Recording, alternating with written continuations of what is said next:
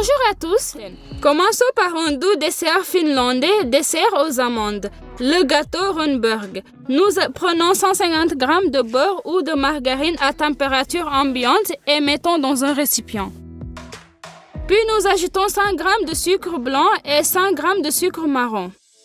Nous mélangeons le tout, cassons 2 œufs et ajoutons la masse sucrée.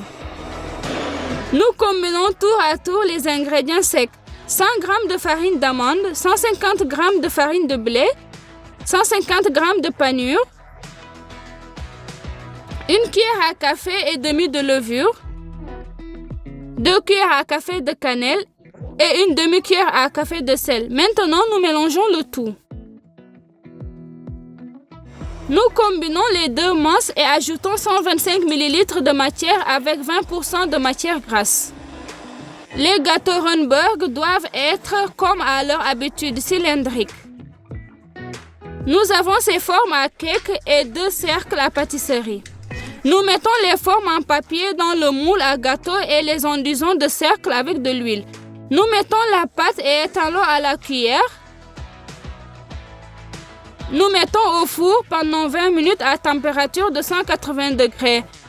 Pendant qu'elle se prépare, nous faisons le sirop pour l'imprégner dans le gâteau. Nous avons besoin de 100 ml d'eau et de 2 cuillères de cassonade. Nous faisons bouillir le sirop et ajoutons le jus d'un demi-citron et 1 ml d'arôme de rhum.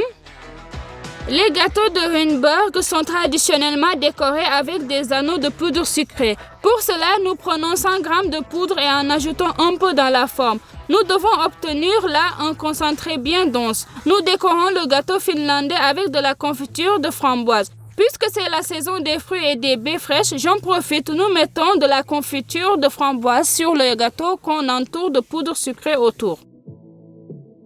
D'autres alternatives, former un cercle et mettre 3 framboises. Je veux encore faire des expériences.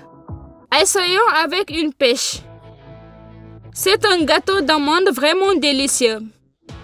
Mais j'ai l'impression que j'ai oublié quelque chose. Mais oui, le sirop à l'arôme de rhum. Nous imbibons les gâteaux restants de sirop et les décorons. Les gâteaux sont moelleux comme des éponges douces au goût amande-rhum. Il m'est venu à la tête que le plus important est de garder l'équilibre entre le dessert et la taille de ce qui est situé en dessous du dos. Le deuxième plat qui nous a scotché avec son nom et qui s'est répété maintes fois dans les commentaires, ce sont les cepelini lituaniens. Ils se préparent avec des ingrédients qui nous sont communs. Nous prenons 800 g de pommes de terre, nous faisons bouillir 200 g pour faire la purée. Quand la pomme de terre est presque prête, nous épluchons le reste et coupons en gros morceaux. Puis les broyons dans un mixeur ou le râpons finement. Sans en faire trop, nous décantons l'eau superflue. Le plus important est que les pommes de terre ne deviennent pas noires. C'est pour ça que nous ajoutons du jus de citron ordinaire ou vert. Nous pilons la pomme de terre cuite et l'ajoutons à la pomme de terre râpée. Nous mettons 2 cuillères de fécule de pommes de terre, salons, poivrons et pétrissons dans la pâte. Nous prenons 2 petits oignons et 2 gousses d'ail pour faire la farce. Nous les broyons au mixeur et ajoutons de la farce de porc. 250 g de viande suffiront.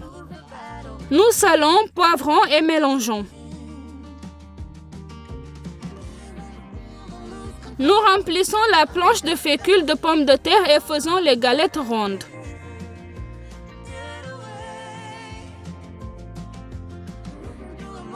Maintenant, nous mettons de la farce au milieu et replions les bords pour faire les cepelini. Il ressemble à un petit dirigeable. Maintenant, nous mettons la fécule sur le dessus.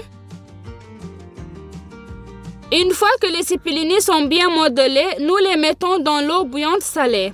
La casserole doit être grande, sinon les cepelini vont se casser. Nous laissons cuire environ 25 minutes à feu moyen. Pendant qu'ils cuisent, nous faisons une sauce extraordinaire. Nous coupons en petites tranches 100-200 g de côte de porc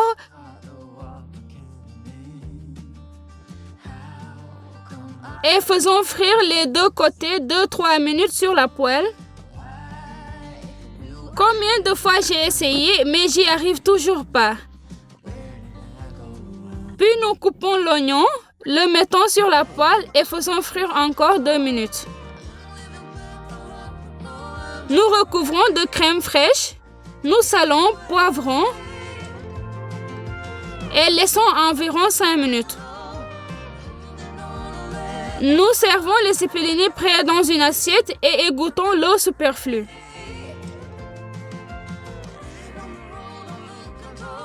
Nous présentons chaud les dirigeables en pommes de terre avec une sauce originale. On dit aussi qu'on peut les frire. Écrivez dans les commentaires quelle façon est la meilleure. Vous savez, la pomme de terre et la viande qui nous sont si familiers ont ici une toute autre allure. Dans ces moments-là, tu regrettes que la caméra ne peut pas redonner l'odeur et le goût incroyable.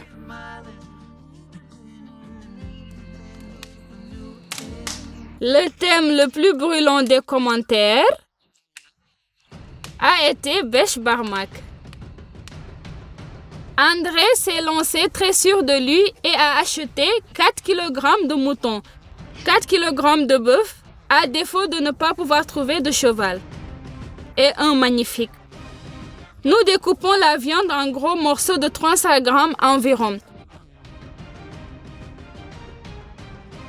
Nous lavons la viande et mettons dans un chaudron d'eau.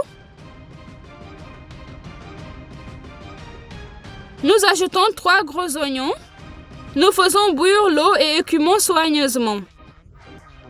Puis nous diminuons le feu et laissons cuire complètement au moins 3h30 ou 4. Aujourd'hui, nous enlevons de notre tête la couronne du roi de la cuisine et avouons que nous ne pouvons pas préparer le vrai bêche barmac comme pourrait le faire le véritable Kazakh. Mais nous ferons de notre mieux. Partagez-vous aussi dans les commentaires votre expérience avec ce plat de viande luxe. Nous salons le bouillon à peu près 30 minutes avant la fin de cuisson de la viande, généreusement et bien comme il faut. Mais le but n'est pas de trop saler. Pendant que la viande se cuit, nous nous occupons des nouilles. Nous la coupons en tranches droites de 5 cm et puis en losanges. L'heure de la viande a sonné. Nous enlevons les morceaux près du chaudron à l'écumoire. Et nous mettons les nouilles dans le bouillon bouillant et faisons cuire entre approximativement 3 et 5 minutes après ébullition. Puis nous les enlevons du chaudron et faisons une belle présentation dans le beau plat. Nous découpons en avance les oignons en rondelles. Nous les jetons au chaudron et faisons cuire seulement 1 minute. Il doit simplement perdre son volume et son goût piquant, mais il ne doit surtout pas devenir de l'oignon cuit bien banal. Et maintenant, nous nous apprêtons au plus délicat. Séparer la viande des os. Le bêche barmac est d'habitude présenté sans faire de raffinerie. Un plat de nouilles avec de la viande au centre.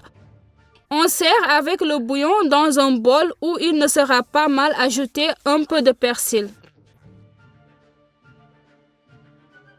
Il n'est pas de trop d'assaisonner ce plat de viande appétissant avec une bonne quantité de légumes pour une meilleure digestion.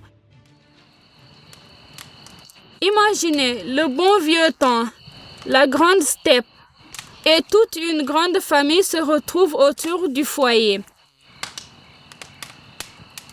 Le doyen commence à partager le bêche barmac avec les membres de la famille et ses chers invités.